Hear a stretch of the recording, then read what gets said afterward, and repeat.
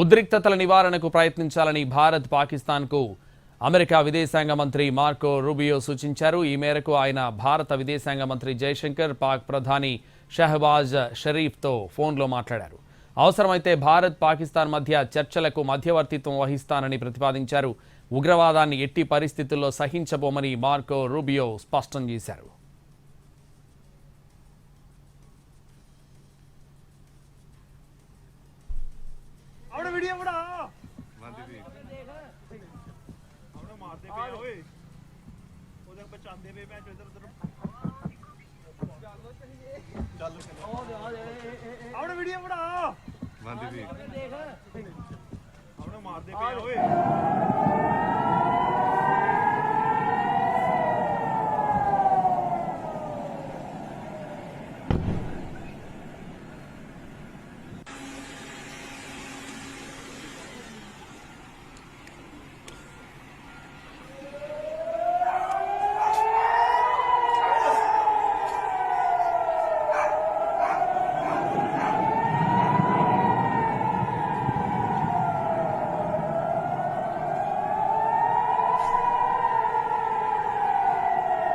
మిసైళ్లు, ఆత్మాహుతి డ్రోన్లతో పాక్ దాడికి యత్నించడంతో ఉద్రిక్త పరిస్థితులు నెలకొన్నాయి. జమ్మూ, అఖ్నూర్, పఠాన్కోట్, ఉదంపూర్, జైసల్మేర్ లక్ష్యంగా దాడులకు పాక్ ప్రయత్నించింది.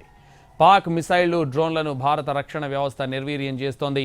ఇప్పటికే 4 పాక్ యుద్ధ విమానాలను కూల్చివేసినట్టు సమాచారం. కూలిన 4 పాక్ యుద్ధ విమానాల్లో 2 F-16గా గుర్తించారు. తాజా పరిణామాలను ప్రధానమంత్రి నరేంద్ర మోడీ నిశితంగా పరిశీలిస్తున్నారు. త్రివిధ దళాధిపతులు నిరంతరం సమీక్షలు జరుపుతున్నారు. ప్రస్తుత పరిస్థితిని భద్రతా సలహాదారు అజిత్ ధోవల్ ప్రధానికి వివరించారు. సరిహద్దు రాష్ట్రాల సీఎంలతో ప్రధాని మోడీ మాట్లాడారు.